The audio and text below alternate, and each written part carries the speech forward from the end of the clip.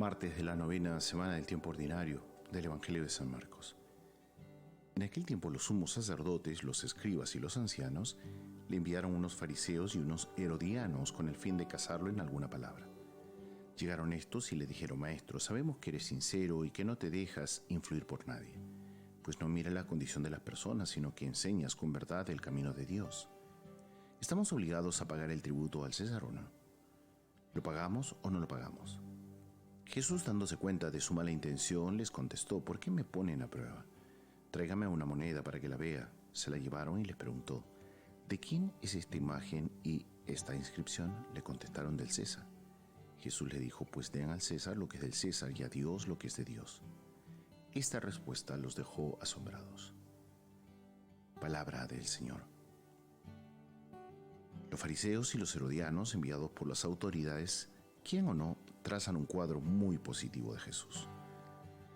Han venido para someterle a insidias, pero se ven obligados a reconocer su fuerte personalidad.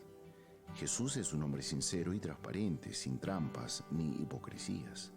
Es alguien que dice lo que verdaderamente piensa, no es parcial con nadie. Justo lo contrario es la figura de las autoridades que les envían y la de los mismos que le interrogan.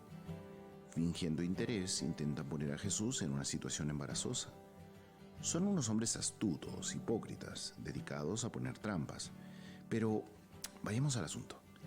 La afirmación central está continuada por estas palabras: pues den al César lo que es del César y a Dios lo que es de Dios. Los fariseos y los herodianos plantearon a Jesús una cuestión candente. Si respondía de manera negativa, habría suscitado la reacción de la autoridad romana. Si respondía afirmativamente, habría perdido la simpatía de las muchedumbres.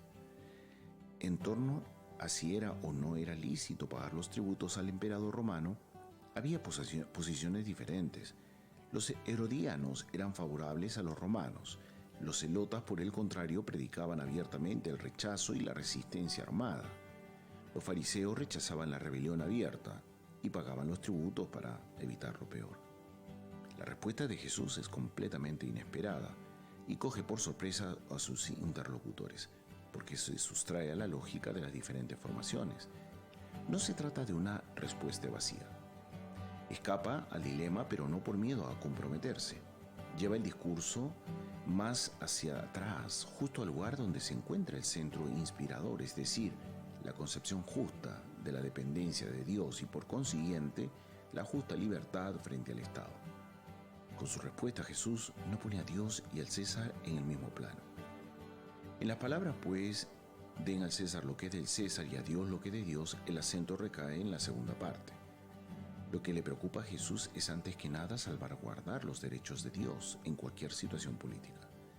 El Estado no puede erigirse en valor absoluto. Ningún poder político, romano o no, cristiano o no, puede arrogarse los derechos que solo competen a Dios. No puede absorber todo el corazón del hombre, no puede reemplazar a la conciencia. El hombre del Evangelio se niega a hacer coincidir su conciencia con los intereses del Estado. Se niega a caer en la lógica de la razón de Estado y por eso, en su raíz, un posible objetor de conciencia.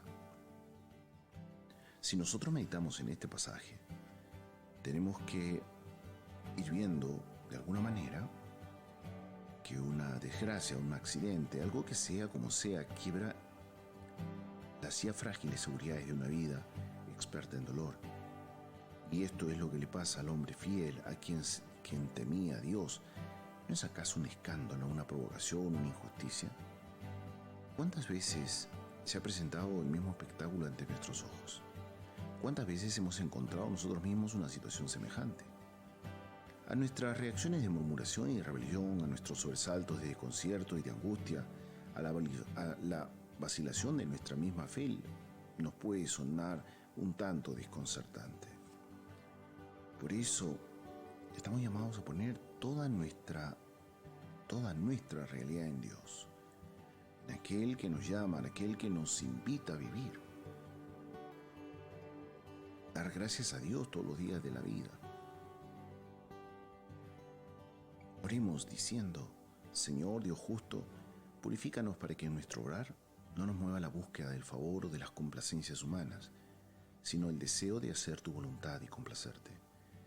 Ilumina y fortalece nuestro corazón con tu espíritu para que a través de las pruebas de la vida pueda permanecer firme en tu santo temor. Cuando el sufrimiento, la soledad, el peso y la fatiga del camino diario nos resulten más pesados, enséñanos a dejarnos ayudar por ti, a unirnos más a ti sin hacerte preguntas, sin exigir explicaciones, fiándonos de ti cuanto más oscuro se vuelva nuestro cielo. Entonces también en nuestra oscuridad brillará la luz de la esperanza que no defrauda y el canto silencioso de la acción de gracias a ti, Dios bueno